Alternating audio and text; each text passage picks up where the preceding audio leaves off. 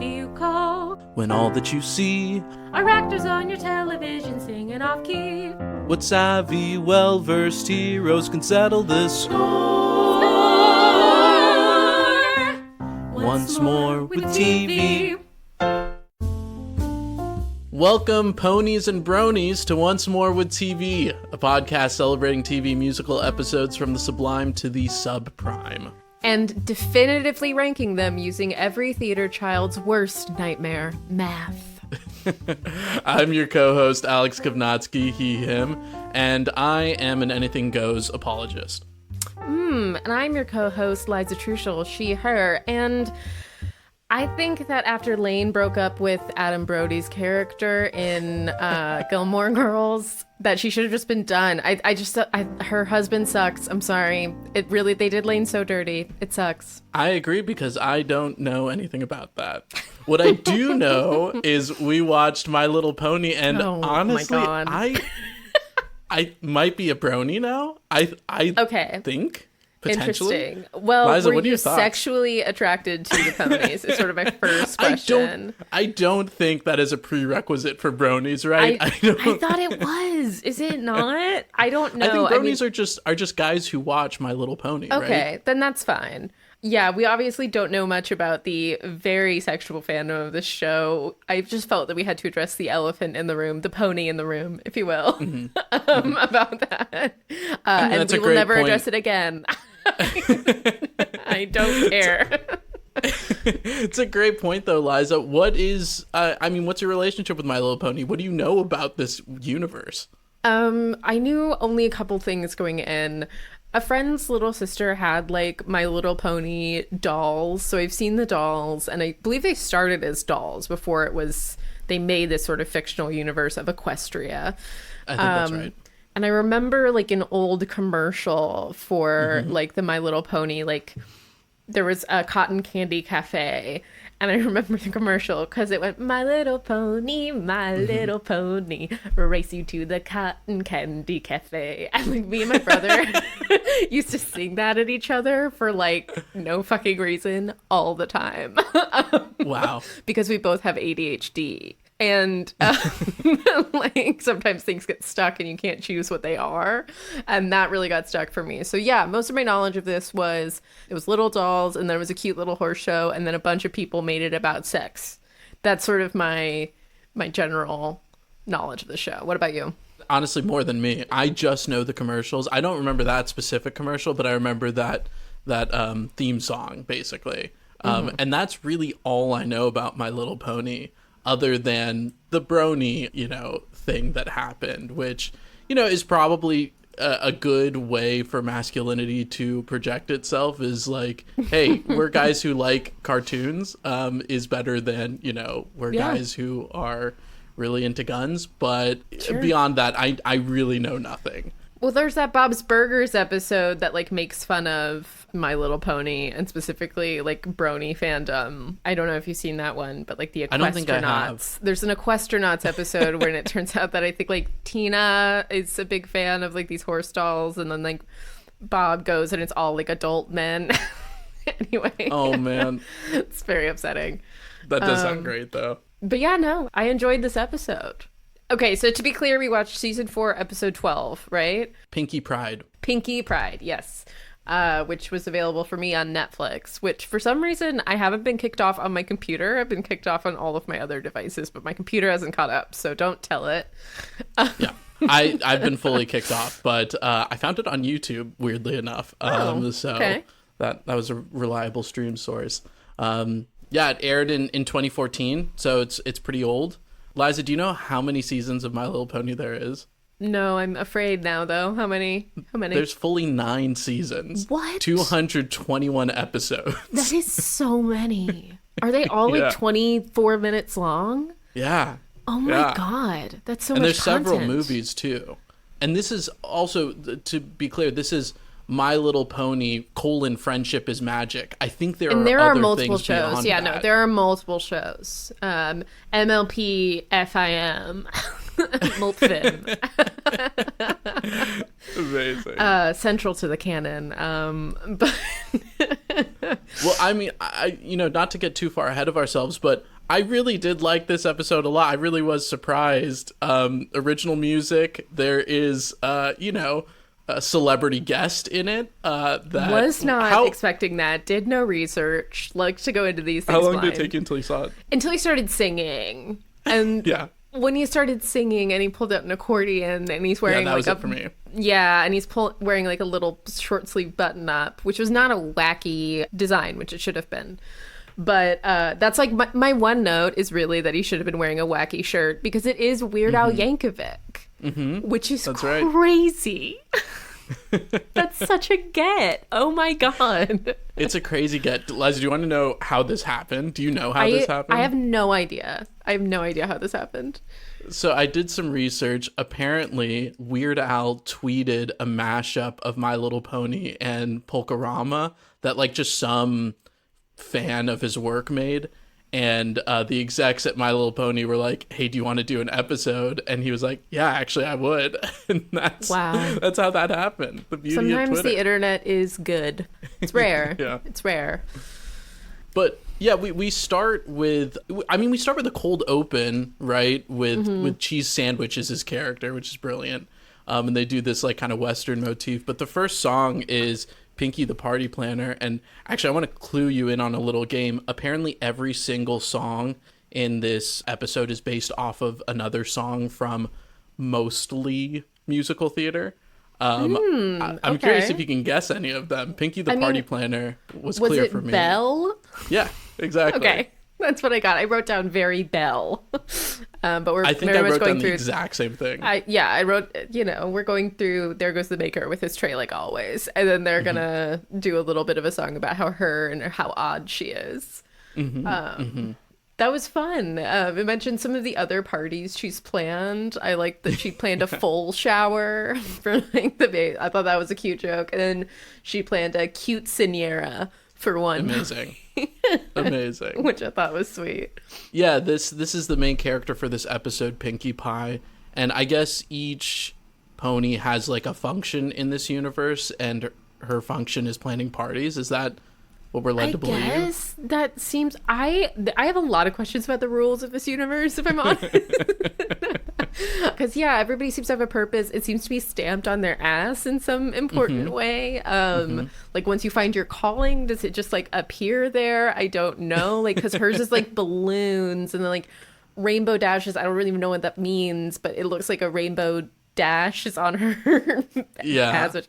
And like, I don't know. I don't understand the rules of this universe at all. Like, even during this song, we're walking through town and like the rules on when we're allowed to use our hooves as hands seem crazy to me.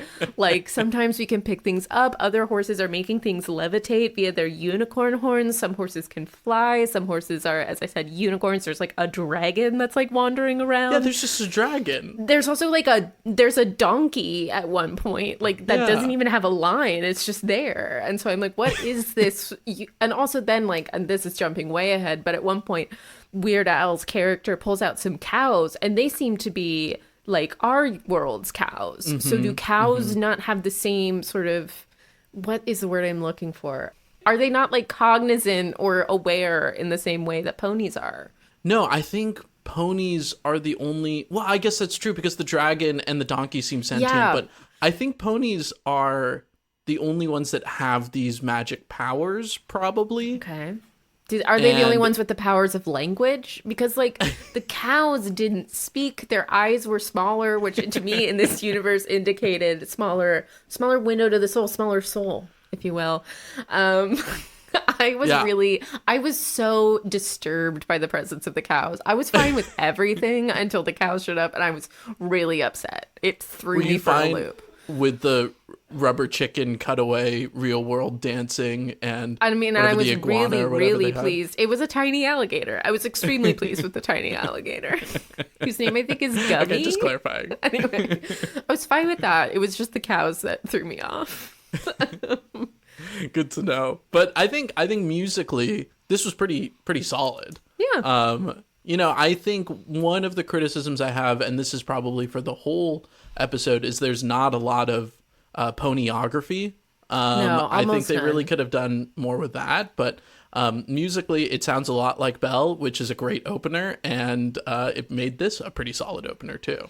Yeah, I agree. And then like shortly after that song too, I noticed that like whenever certain characters are talking, they have their own musical motif kind of, or at least like musical backing. For example, Pinkie Pie always had this kind of like bombastic like horns kind of going, and Cheese Sandwich, while in Western form, had the kind of Western stings to it, and Rainbow Dash had her own kind of like string section. It was interesting. I thought it was a nice choice. Yeah, I thought it was cute. It reminded me a little bit of listening to like Peter and the Wolf as a kid. Totally. Yeah, no, and so we find that Pinkie Pie is supposed to plan a birth anniversary for Rainbow Dash, it's her birthday, and it's the anniversary of when she moved to Ponyville, our sweet little town. Also, Rainbow Dash, like, something about her styling, I really, like, I appreciated that she had strings, but I think it actually would have been better if she was, like, pop punk. Like, I kind of wished, like, that'd been sick. because of the hair, which was giving me, like, Hayley Williams skunk hair, like, she was giving me Scene Kid. I really wanted her motif to be pop punk. Maybe it's different in every episode, because I think like the function of Rainbow Dash in this episode is to be kind of somebody who's caught in the middle, and so it's a little bit weaker sounding. Maybe in other episodes she has more of a punk rock aesthetic, but we're not pony experts, clearly. Clearly. I'm looking forward to our spot being truly blown up by someone who like does know about these things. Totally. The super duper oh man, one more time. The super duper party pony was the next song, and I think me messing up on the words might be a hint of what this song is. This is a song where the meter is being pushed quite a lot. It's very hard to enunciate. You truly do need someone with the enunciating skill of Weird Al Yankovic in order to sing it. It's really very tricky. Well, the question I was trying to ask is, do you know what this song is based off of? No, but I can take a guess on context. We Got Trouble Right Here in River City. That's a great shout, but it's supercalifragilistic. Which there is, we go. Me jumbling the words is very reminiscent of that. Yeah. That makes sense. I was going for a Music Man motif. Totally. But I think that's kind of in the same ballpark. I think they're both kind of similar songs in that way. But the visuals on this I thought were pretty fun. I thought they were having like a really good time, kind of I just can't wait to be king, kind of just going at it and doing whatever they wanted with it. Full on. And this is, of course, when we both realized that this was Weird Al Yankovic. Because up to this point, he'd only been speaking, and Weird Al has a very normal speaking voice. It is his singing voice that is true. And also, he's playing a little horse accordion. And I'm like, oh. Totally. Okay. Totally. Got and it. it became clear to me, too, that the cheese sandwich on the grilled cheese on his butt that is like a cheese pull is also an accordion. Like it's accordion shaped. Yeah. I'm realizing this in real time. Wow. That is fascinating. Can I say It all connects. can I say multiple things about this cheese sandwich? So we haven't really addressed the idea that he's named Cheese Sandwich. Like we kind of blew past it, which I think is a shame. And I'd like to dive into it more here. Please. First of all, in England, he would be called a cheese toasty, and that makes me happy. Second of all, I had a dog named Grilled Cheese Sandwich growing up, and I just think that's important to throw in here. We didn't call her that. Her name was Jaffle, but that is the Australian slang term for a grilled cheese sandwich. Amazing. So as soon as someone named Cheese Sandwich showed up, I'm like, I got warm fuzzies that had nothing to do with the show.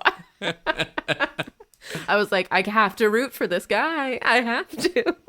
How similar or dissimilar was that dog to Weird Al? Well, she was a border collie and she was very much in charge of things. And she would let us know that. Like, my mom was the alpha and Jaffel was the next in line. So, like, if my mom drove us somewhere and, like, left us in the car, when she got out of the car, Jaffel got in the driver's seat because that is where the alpha sits. She would only move when my mom came back.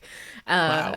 She took her job very seriously. And to me, Cheese Sandwich take his job very seriously. It's a wacky job. So it's a, serious is sort of a relative term. But yeah. No, it's great casting for both your dog and for this role to be connected to Weird Al. I think it's so funny. And it was such a surprise for me. I know it was for you as well too. My notes become all caps and they say, "Holy fuck, is that Weird Al Yankovic?" And like 3 of those words are misspelled. I was typing very fast. At first I was like, "Oh no, that isn't. I'm just associating this." And then I was like, "Oh no, they're blatantly doing the accordion and the hair and everything. This has to be him." But because I had noticed his hair was curly, and like all of these horses have different hair textures. And I noticed his hair was curly, and I was like, "Oh, what are we going for here?" But after he has that big number and everybody's excited to have him host the party instead, or plan the party instead, we have Pinkie's Lament after that, which is, I thought, a pretty solid composition again. Like it was slower, it was, certainly more melancholy, but it was kind of nice. It was kind of pleasant. I'm just constantly surprised by how much work they put into making these compositions good. Not necessarily super memorable, but just solid. No, I wouldn't say that I could remember any of the hooks from this, but they were perfectly listenable songs. They were understandable. They projected what characters were feeling and wanting. I was like, okay, I'm in it. I'm in. And they were quick, too. Which is nice. Appreciate blissfully. Which one was this? So what song was this based off of? This one's Evita. This one's Don't Cry For Me, Argentina. Oh my God. She's on a balcony, Liza. Get your shit together. Sorry, I'm so mad that I didn't immediately know that. It's okay. To be fair, from here on out, they start losing their connections really quick. Or at least they get more and more obscure. But the Pinkie's Lament comes back a little bit, I think, in whatever Cheese Sandwich's song is later. Cheese Confesses. So it's fun that they kind of play with that a little bit too, of bringing back themes. We love a and I reprise. think they do that. We love a reprise. We're huge fans. They do that with Pinkie the Party Planner as well too. They kind of sing that theme again towards the end. So nice versatility. I like that. Yeah. I mean, her identity crisis during the song lasts all of 2 minutes. Yeah. It's a pretty, for what was billed to me when I watched this on Netflix as the crux of the episode, which is that she has to decide who she is if there is an even better party planning pony. It lasted truly 2 minutes. It lasted the first half of this song. By the end of the half of the song, she's decided, no, wait, I am a party planner. I'm the best one there's ever been. It really doesn't take her long. Yeah. But yeah, they decide to do a goof off to decide this. I'm curious how you felt about that as just a concept. Okay, there are 2 things about this that I really want to address. First of all, in the scene where she challenges him to a goof off, there's a pony that drinks straight out of a chocolate fondue fountain, which is so fucking upsetting. Again, I really focus on background stuff. No, you please. need to build your whole world for me. The other one is, I think there is a 310 to Yuma joke. To Yuma joke? Yeah, no, I have that written too. I think that's exactly what that is. It's like Pinkie challenges him to a goof off, and they're going to do it at high noon, and then someone's like, Pinkie, it's 3 p.m., which is pretty funny. Yeah. And then she says it's 3:10 to goof off or whatever. Yeah. And what? Well, they do have this like Western theme going on, right? Like at the very beginning, he's like I guess a Western, that's true. Yeah, kind of like coming into town, changing things up, and they do like the narrowing on the eyes aspect ratio shift. So I think that's what they're doing. I think they probably in the outline had more of these jokes in there, and then didn't put them in. It's just, I love a joke that's going to go right past a 4-year-old. I'm a big fan of those. That was like what always made like the Muppet Show and like Sesame Street so interesting, was there are jokes that like your kids aren't going to get. They're for you. Absolutely. I've started watching Bluey lately, which is fantastic, by the way. Can't recommend it higher enough. But the dad calls himself Telemachus in a bit once, and I'm like, Odysseus' son? Like, that's not even a joke in this moment, but it's just for dads. Yeah, that's you were forced to read the Odyssey in high school. Yeah, exactly, exactly. That's so funny.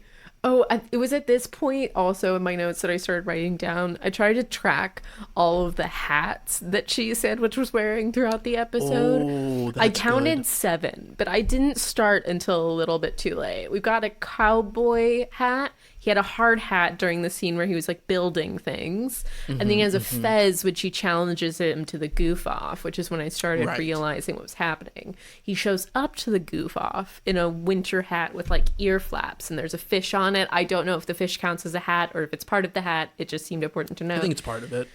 And then he has a hat that he wears during this as for like the can when he's being shot out of a cannon. He has an Evil Knievel helmet. And then there's a jester hat, and then there's a top hat. That's 7 hats that I was able to count. Which for 22 minutes is an impressive number of hats. No, that's very impressive. Nice counter there. I think that's Thank you. that's why we have you on this show, Liza. The goof off, I will say, extravagant number of hats. Love that. The goof off itself, I think, could have been goofier. I was going to say the same thing. Not that goofy. Not that goofy. I didn't feel the goof of it. Yeah. And maybe I do think goofy is sort of like a difficult thing to do when you live in such a goofy, everything else up to this has been so goofy. Like, how do you do wacky in a universe that's already kind of wacky, where it's like very normal that people fly and they're like kind of silly all the time? But yeah, I was not blown away by the goofitude on this. My goof meter, I didn't giggle once, and that was disappointing. Yeah, and I wonder if this is something that is goofier for kids. Like maybe it's sillier, more exciting. But I found Cheese Sandwich's other number to be goofier. The Same. super duper party pony was goofier than the goof off. So I don't know. Yeah. A little disappointing there. Yeah. We should mention that they had Rainbow Dash to judge this, which I think is actually kind of a really interesting plot point. Like it becomes clear that the point of the story is that Pinkie Pie is making this party planning about herself instead of about her friend, which is kind of a great lesson, I think, also too. Yeah, especially I mean, for that's kids. kind of included in Pinkie's lament too, right? It's like part of what she realizes even during that is like what made her parties magical before was that like they're all smiling their own like unique special smiles. It's just for them.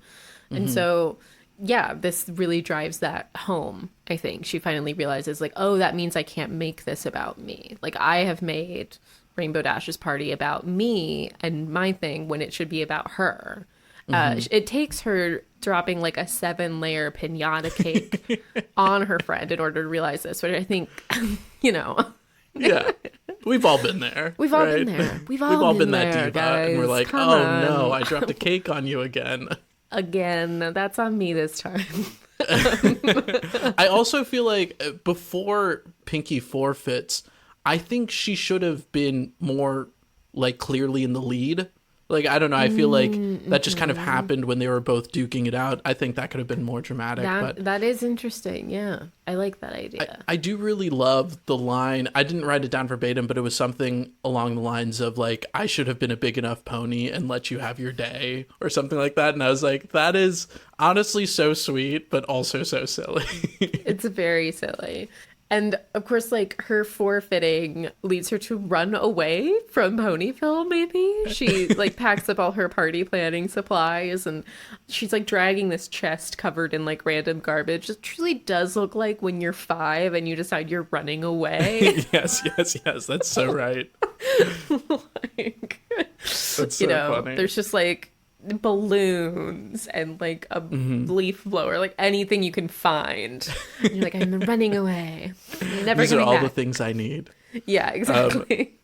Yeah, and then we have Cheese Confesses, where Cheese Sandwich has a nice little story that I think, I actually should have double checked this, but I think is the same motif as Pinkie's Lament. But it's Cheese basically saying that he became a party planner because of Pinkie, which I think was fun and sweet. She's his origin story. Yeah, we get exactly. we thought he was a villain origin story. It turns out he was a hero. But he was not always a party planner. He was a sad little nerd. glasses wearing dweebus. Wouldn't know anything about it. Yeah, we're both wearing glasses. But like, he's a sad little dweeb, and then he eats a cheese sandwich at her party, and it becomes emblazoned on his butt again. I don't understand the rules. That is a good point. It's they aren't born with it. It becomes he didn't. thrust So like upon nobody them. knew his name in his old town, and like because he didn't have one because there was nothing on his butt. Oh, interesting. Yeah. Interesting. I think you have to like find your purpose and find your name. What do you think would be on your butt? Oh my god, it could be a cheese sandwich. It's not out of question for it to be a cheese sandwich. Yeah, no, I think that's very good. Yeah, what about you?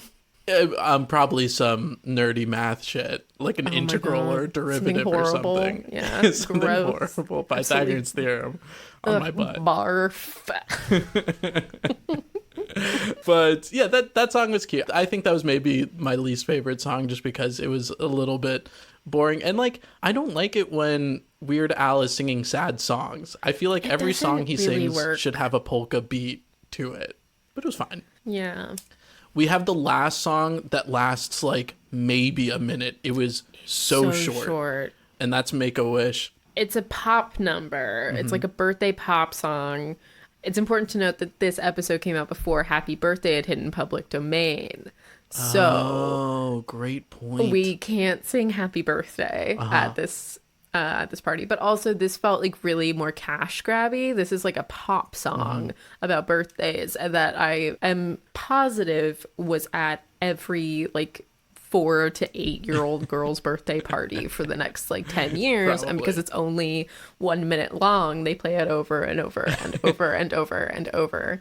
So wait, I was getting preemptively annoyed. Happy Birthday is in the public domain now, so like shows can just have it. That's so interesting. It was like 2 years ago or something. Yeah. Wow. It was really recently. But, you know, that used to be why we made up. And of course, like, you know, like Red Robin and all of these places have their own birthday songs. That's so silly. Yeah. Do you want to know what this song is based off of? It is not from a musical at all. It's so random. No. What is it? It's from Pink's Raise a Glass. What? This is the most random Did they just thing. like free associate on the word pink? Maybe. Oh, whoa, I didn't realize that connection with Pinkie and Pink. That actually makes a little bit more sense to me now. Yeah, that must have been it, right? Yeah, I mean, it might surely. not have been. Surely. I like that song actually, though. I wish it was longer. I could see. Yeah, I was kind of sad when it was over. Yeah. It kind of like fades out too. It didn't really feel like I got a conclusion. They kind of like pan away. It's also the only like really pony choreo that I think we get. Yes, and it's very minimal. It's like very like backup dancer kind of choreo thing. But I wanted more. They're horses or they're ponies. They should be doing more. Well, it's also, you know, for me when you're doing animation, like there are no limits. You don't have to do things that are physically possible, and you don't have to do anything where you don't ever have to teach anyone any dance moves. You can just do whatever you want. So I feel like you have such free reign. Sorry, horse puns. Ah, nice. You have such free reign to do whatever you want. So just do it. Yeah, exactly. It seems like a missed opportunity, but Yeah. honestly, that's really the only major complaint I have. I love that Cheese Sandwich gets back on his cowboy bullshit after that and saunters He rides off off to into the sunset. exactly another town. I think that is where we get our other cowboy reference where Pinkie's like, I never did get that pony's name, which is from some Western movie I've never seen. And then they're all like, Cheese Sandwich. She said it a million times. It was a good bit. It's pretty good. Pretty good. Do you have any other last thoughts about this episode overall? No, I think I'm ready to score it. Let's score this, baby. So, first things first, Liza, general vibe of this episode. What are you thinking?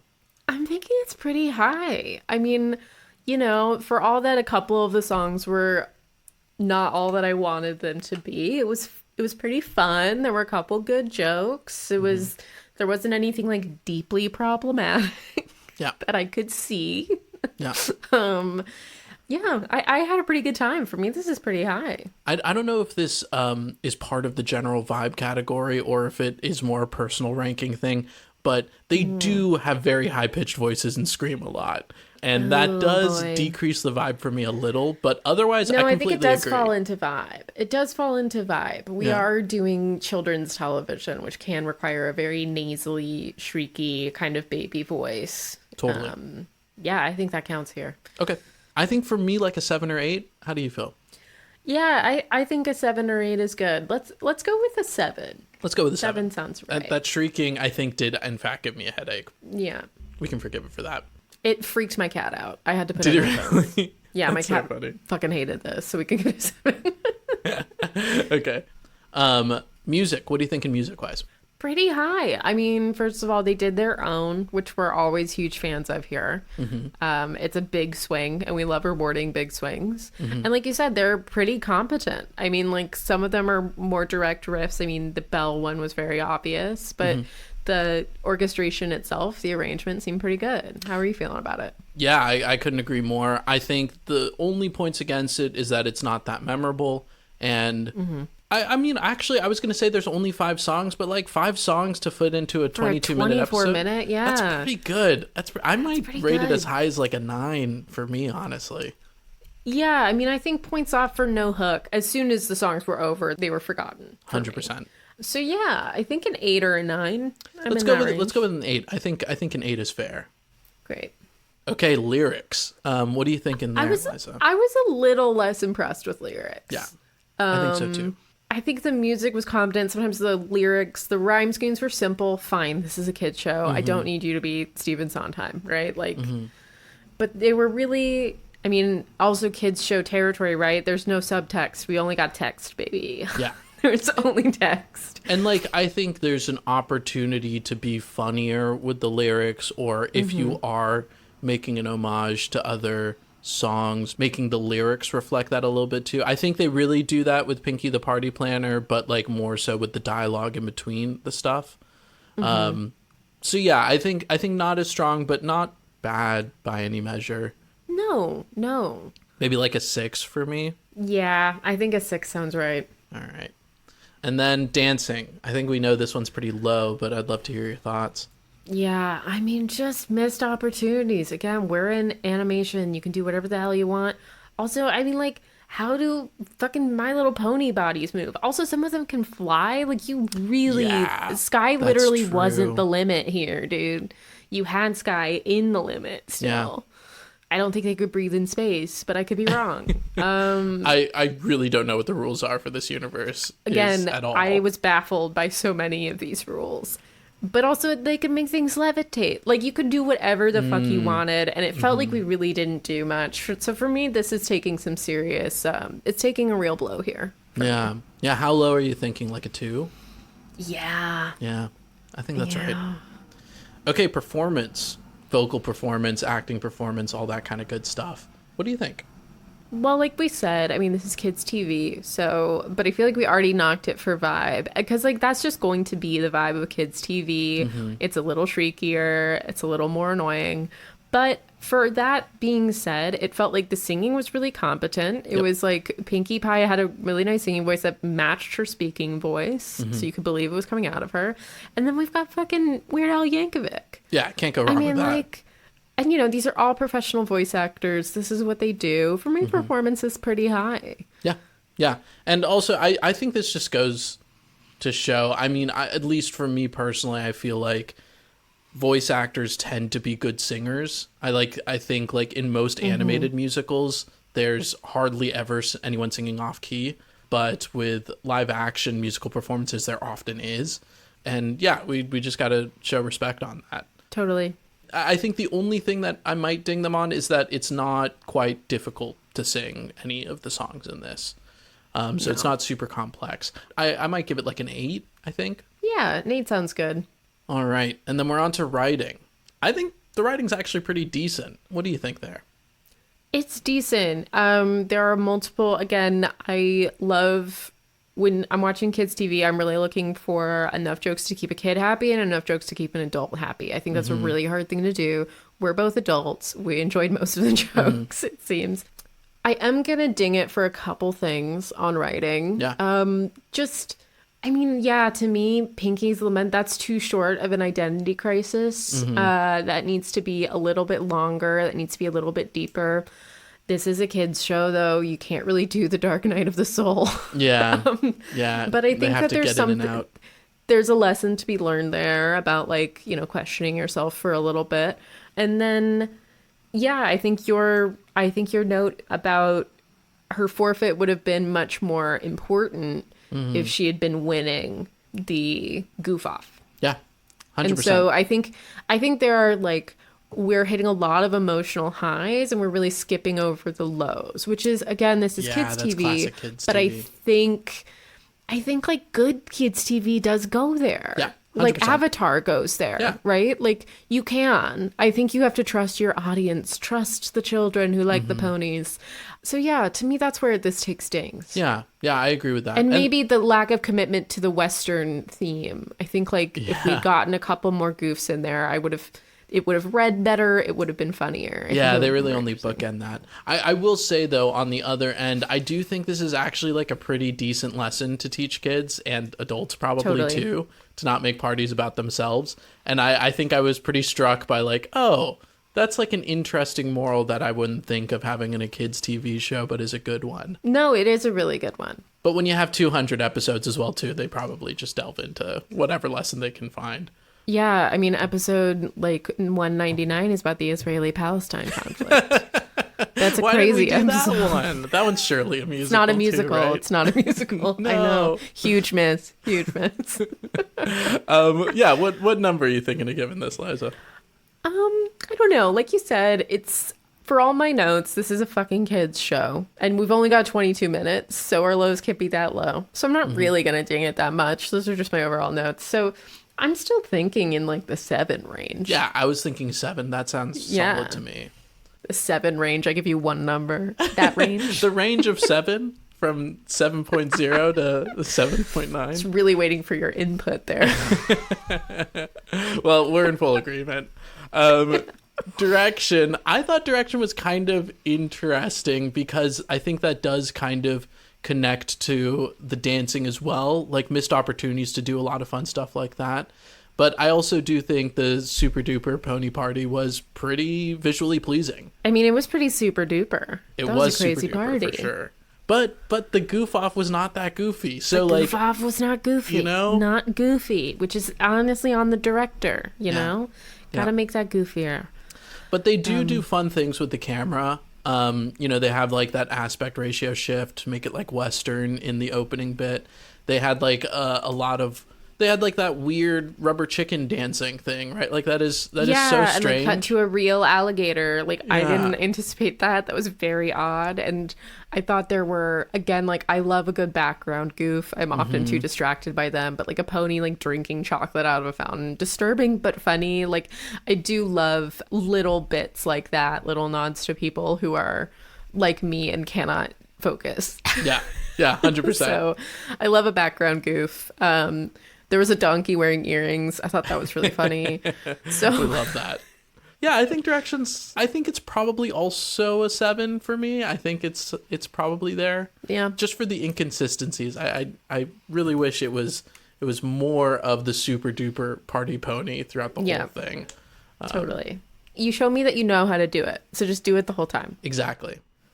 Commitment. I think this episode commits quite a bit to what it's trying to do. We start singing. We start off right with Belle, right? Like there's no time lost between the theme song and when the actual song starts. And we don't acknowledge it in any kind of way. We're just singing for this episode. I honestly, at one point, was like, are all episodes of this show musical? Because nobody's commented on it. I think they do have musical numbers a lot. They certainly must. I mean, there's no way they don't. Yeah, it's worth mentioning. The person who does the music for this show is Daniel Ingram. And from all accounts from my research, he seems like a huge theater nerd. Like just constantly referencing musical theater stuff in songs they do in other shows. Fun. We love that. We love that. So I think it commits quite hard. And it's all original music too. The only thing I felt I was missing was a closing number. Yeah. I wanted like a big chord. I wanted like a big major victory chord toward the end there. And I thought that that's what we were going to get with that Pink inspired song. I thought like, oh, okay, so our finale is just kind of in a bit of a different genre. I'm fine with that. So yeah, that's the only thing that I'm going to ding it for here, I think, really. Yeah. Is that there's no closing fair. number. Maybe like an 8 for commitment then? Yeah, that sounds good. Nice. I also realized we didn't even talk about the theme song for this show. I think it's a solid theme song. It was fun. Yeah, it gets in and out really quick. It has the My Little Pony We refrain. introduce everyone. They all kind of like have their little moment. I thought it was sweet. Yeah. Anyway, the stakes. I don't know what the stakes of this My Little Pony universe is, but I don't think this was a game-changing episode. Yeah. But I don't know that any episodes are. I mean, I think it feels like one of those worlds you're probably supposed to be able to drop in and drop out of pretty much all the time. Totally. But again, this is the only episode I've ever watched, so that could be completely wrong. Yeah. And the fact that, I mean, like, I think the thing that they have going for it in the stakes department is that they, like, invested a lot into this. But I guess that's more commitment to, like, have Weird Al in your musical episode is, you know, kind of investing more into it. But I think that is actually more commitment than it is stakes. It is. No, the stakes of the episode, like, diegetically, are essentially zero. Yeah. Yeah. Right? I mean, like, I guess Pinkie almost runs away, but I don't know. Again, like, the lows don't feel low. Like, I'm not feeling them at all. That was still a very lighthearted scene. Like, to me, there were no stakes here. Yeah. Does Rainbow Dash almost die? Nobody goes, okay, we didn't address this. When there is a 7-layer, and I cannot even emphasize how fucking large this pinata is. So big. It takes up 75% of the screen. It's like the size of a building, this fucking pinata. Falls on Rainbow Dash. Nobody goes to help her. No one. No one. She is just left to struggle underneath it while Pinkie has a revelation about it being all about her, which is ironic because she's letting her friend die under a cake. Yes. Yeah, stakes are massively low. I mean, like, it doesn't seem like you can befall any real harm. I don't know that there are evil ponies. I mean, are there even any bad people here? Like, I don't know if other episodes have stakes. Yeah, it's hard in that regard. I still think probably we give it close to a 0, if not 0, even if it's the same as usual. Because, like, to me, the big question about stakes is, if I didn't watch this episode, if I skipped it, would I have missed something important? The answer is no. No, you would have missed Weird Al, but you wouldn't miss anything. I would have missed Weird Al, which is important, but that's more of a commitment thing. Yeah. So, yeah, I mean, maybe like a 1. Yeah, let's give it a 1. Let's be nice. Yeah, let's give it a 1. Being nice, let's give it a 1. The 1 is the caveat if all episodes are like this, then we can't give it 0, right? And now, last but not least, our personal ranking, which we're going to average. I think I have my number, and I don't want to influence you. Okay, I think I have my number. Okay, do you want to count us down? 3, 2, 1, 6. Oh, nice. 7. Okay, 7. Nice round number. Yeah, it's an 8 for me because I thought it did its job well. Like, that is what I want a musical to be. I also didn't have to spend that much time watching it, so it was like kind of pleasurable throughout the whole thing. That's always nice. Yeah. I love that. All right, to wrap up the scores there, that puts Pinkie Pride in 5th place with 61 points, just behind Andy's Play at 62 points, and ahead of My Fair Laddie, which is now pushed into 6th place with 54 points. Wow, if you wanted to do that in like an old-timey 40s newscaster, those could all be horses that ran the Kentucky Derby at some point. I would believe you. Horse names are straight up wild. They're so wild. Anyway, next week, we'll see you once more with Season 7, Episode 18 of Grey's Anatomy, entitled The Song Beneath the Song. You can find this episode on Netflix and on Hulu. Thank you, as always, to Olivia Berslavsky, our angelic audio architect, and to Sakana Powell, our debonair digital designer. If you like the show, please be sure to rate and review us. If you don't, keep it to yourself. You can find us on Instagram at Once More with TV or contact us using the information in the show notes. And scene.